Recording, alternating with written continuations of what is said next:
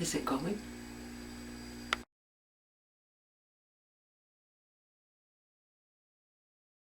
So today is the day we make granola.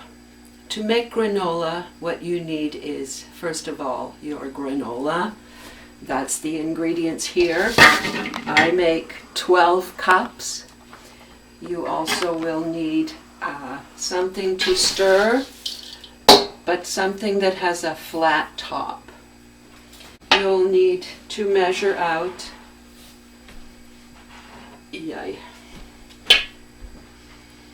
1 cup of maple syrup and 3/4 of a cup of light oil.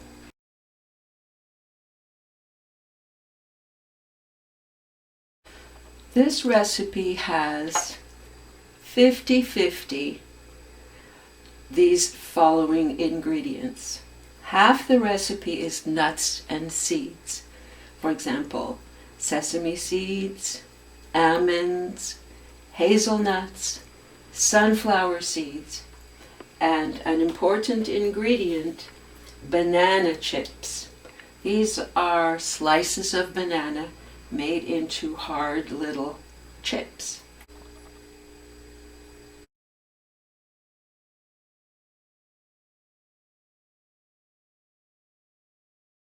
Of course, some of the ingredients need to be chopped up so that everything is a fine consistency. So I just use my small food processor for that. You can use a blender, but the small processor is fine for one item at a time. And the other 50% is oats that look like this. And you can buy them in this form. In Canada we call it rolled oats. So it's 50% oats and 50% nuts and seeds.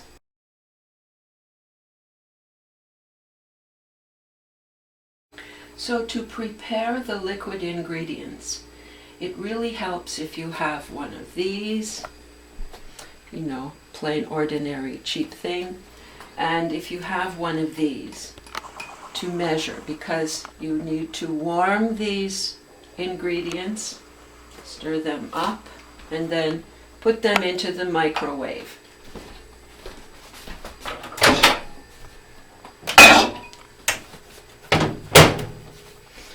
Okay.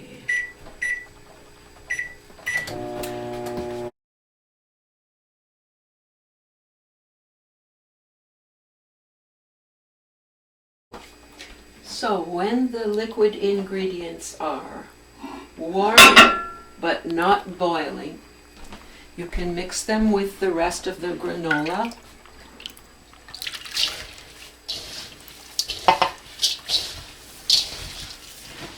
And then you can begin to divide it onto your pan, or to pour it onto your pan.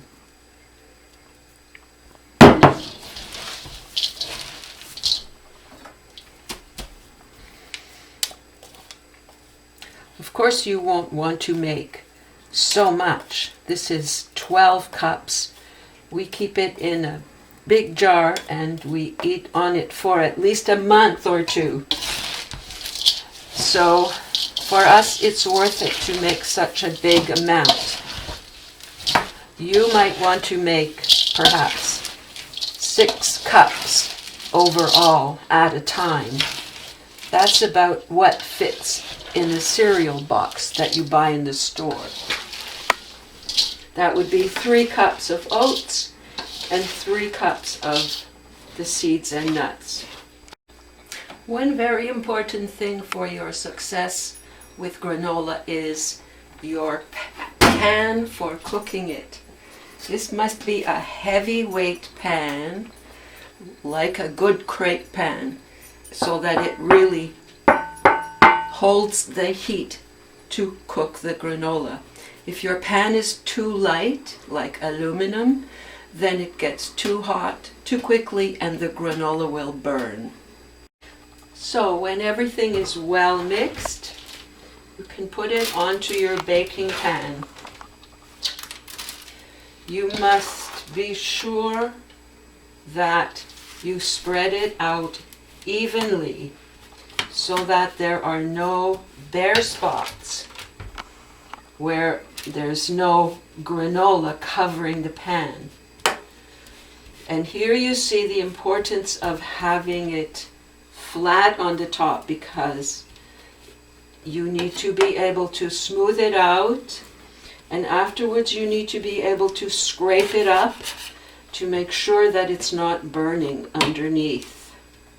Okay, so when the oven is at 163 Celsius, 325 Fahrenheit, not very hot, really not very hot. That's because of the danger of sticking and burning.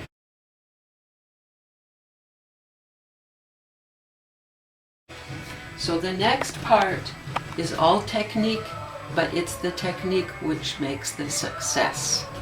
That is, put it into the oven,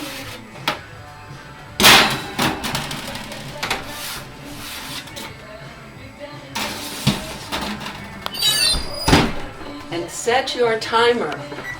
Set your timer for 10 minutes. This part is critical because you need to stir. You can see here that before it's cooked, the granola is very sticky. When it's finished, it will be completely dry. So each time of cooking has to be 10 minutes long. When the timer sounds, you must go right then. Otherwise, you may burn everything. So you can see already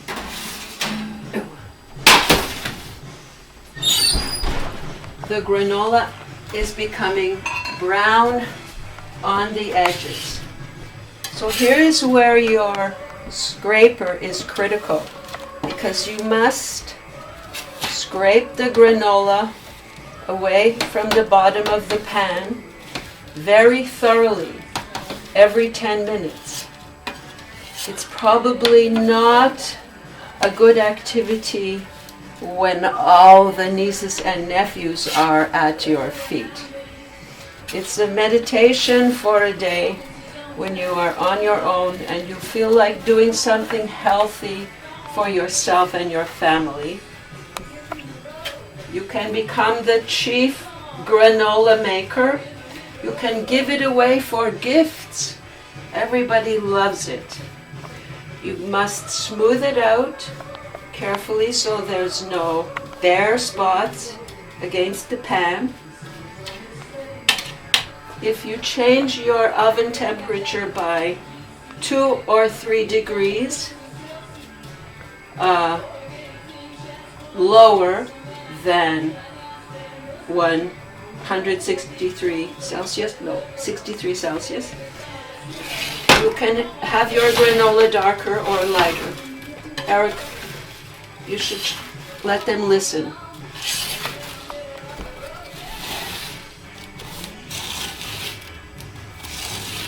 It's already quite sticky,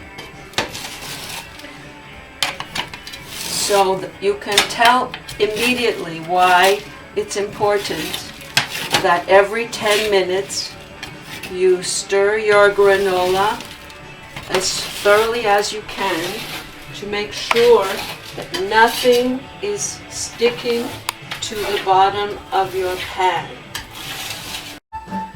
So now the granola has been cooking for 30 minutes. That means 3 times 10 minutes. You can see that it's much drier and quite brown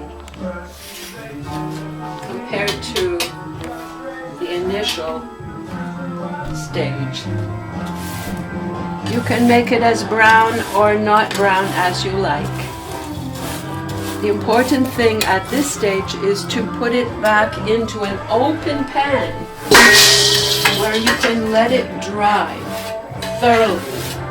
at least overnight.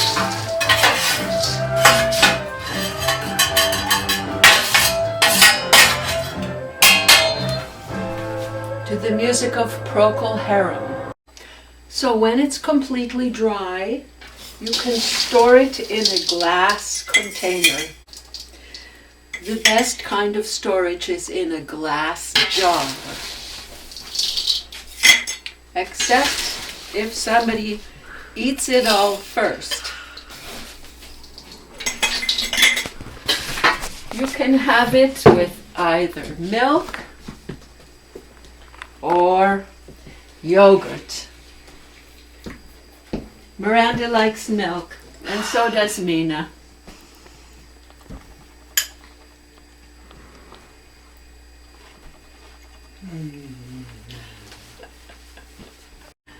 Okay, you can have it either plain or with fruit. I don't put the fruit in before. I leave that to everyone to choose their own, because you can use fresh fruit, peaches, or dried fruit like raisins and so on. Whatever you like the best. How's it taste, Miranda? Crunchy.